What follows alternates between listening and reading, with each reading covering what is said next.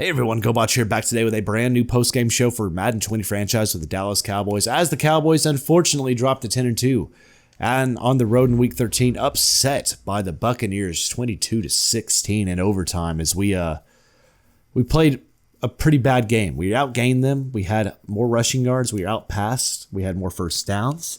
They turned over the ball once. We turned it over 3 times. Of course, I threw three picks. I didn't play my best game offensively. We had the time of possession, 36-25 for crying freaking out loud. But when it came down to it, let's look at the Cowboys stats here. Dak Prescott, not his best. 310 yards, 1 touchdown, 3 picks, sacked 3 times. Threw the ball 31 of 44, 70%. 3 picks were some I could handle. Some were just Madden. But he was our leading rusher. This is the most concerning part of this football game for me personally. Dak had 10 scrambles for 96 yards. Our next leading rusher was Pollard, 5 for 12, and then Zeke shut down 12 rushes for 9 yards. That's a .08, y'all. 0.8 yards per carry out of Zeke. We just could not get him going very well today as he got stuffed to win the football game, y'all. At the end of that fourth quarter, had 2 chances on the goal line on the toss. We couldn't do it. We couldn't do it. And that's what really hurt us today was the run game. He was our leading receiver, 8 catches, 55 yards. Wilson, 4 for 55. Jarwin, 4 for 42. Schultz, 2 for 39. Cobb, 3 for 39 before leaving with an injury.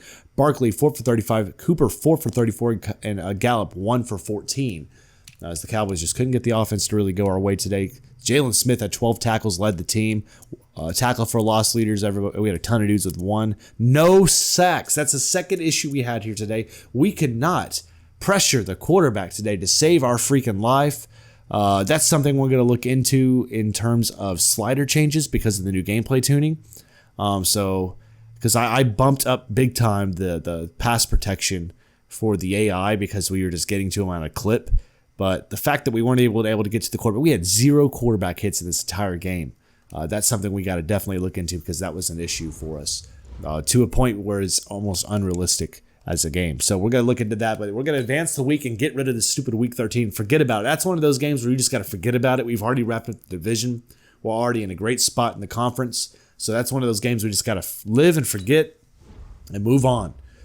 We have to. Dak has to, the team has to, because if we don't, that could be one of those losses. If we don't forget about it, it can eat us up and cost us a first-round bye and a number 1 seed. And we cannot allow that to happen with this team this year because I'm telling you right now, looking at the way our money situation is, the guys we're having to let go as far as depth, we cannot afford to not have a Super Bowl year this year because it may be a very difficult uphill challenge for this team moving forward for the next couple of years with the pieces we're going to be missing.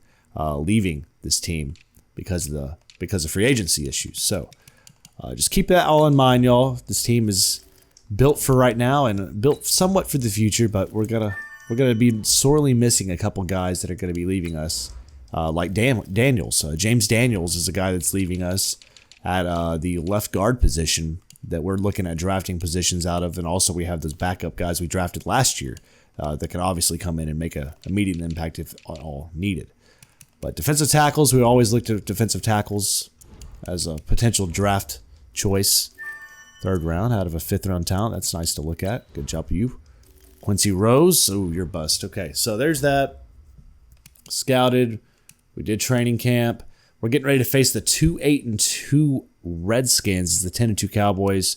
Again, we've still already clinched the NFC East. That's no issue. We're still the number 1 team in all of football, so that's no issue. But it still hurts me to see. Actually, I want to see who's the worst. Who's the worst team in the whole league? 3-9 Steelers, huh? That's not okay. It's not what I was expecting, honestly. But here we go. AFC North, the 9-3 Bengals are still on top there as the Browns are trying to catch up to them at 7-5. The AFC South led by the 9-3 Colts as the Texans are sticking around at 8-4. The AFC East led by the 7-5 Bills as the Jets at 6-6, even 500, staying around in the AFC East.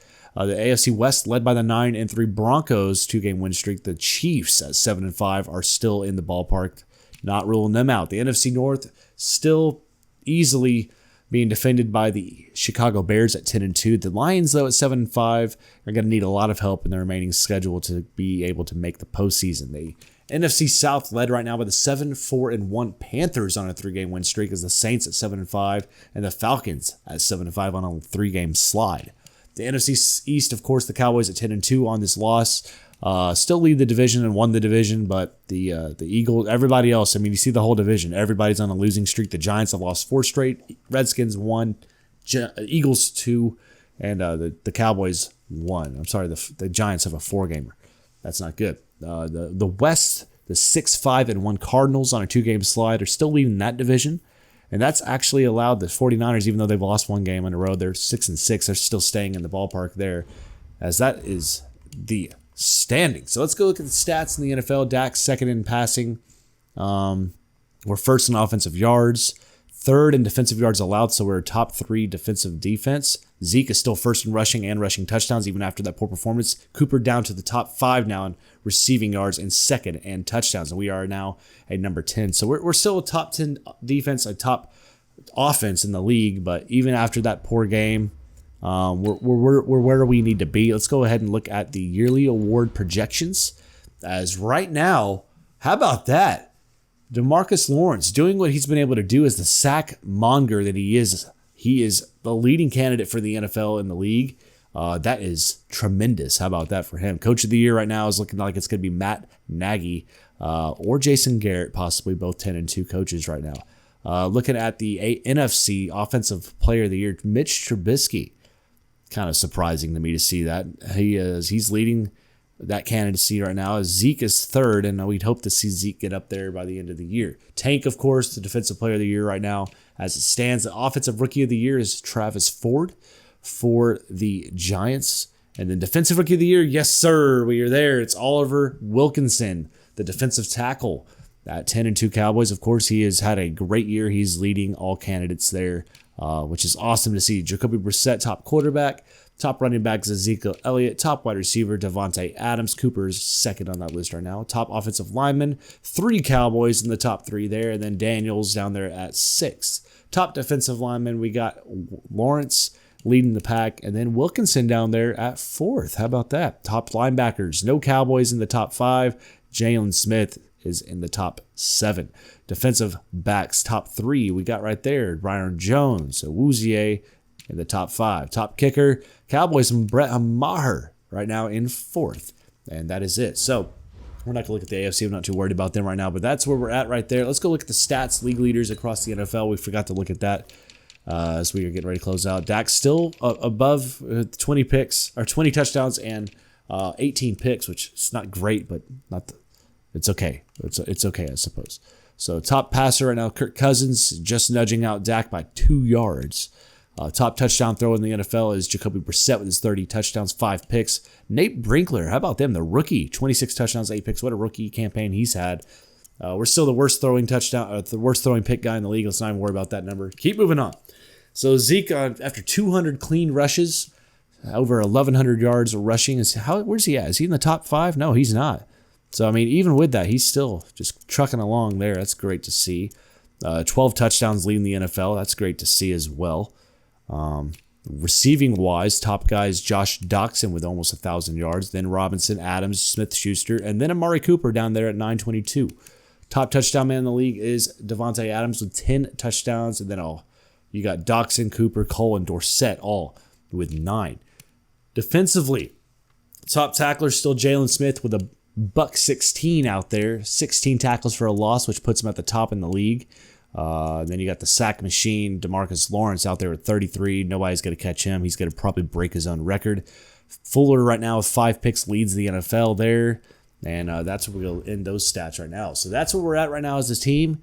Again, the Cowboys getting ready to go up against the 2-8-2 Redskins in Week 14. We have 4 more games, y'all. We have the Redskins, the Chiefs, so we get to go up against Patrick Mahomes. That's going to be fun. Then the Giants at home, and then we finish at home with the Broncos and that stud rookie quarterback. So I'm excited for the remainder of the schedule. Hopefully we can get back on the right track with a win against Washington, a team that's definitely lacking and we should be able to beat up on. But again, it's a division rival. We know better than to go in and think it's going to be a walk in the park, but stay tuned for that coming up on later this week, I guess Thursday. I'm not exactly sure yet, But if you enjoyed today's post-game show, hit that thumbs up. I appreciate that. Comment down below. Hit that notification bell so you know when I go live. And feel free to subscribe. But thanks always for tuning in. Y'all have a great day. And I'll see you all back here in the next video. Y'all take it easy.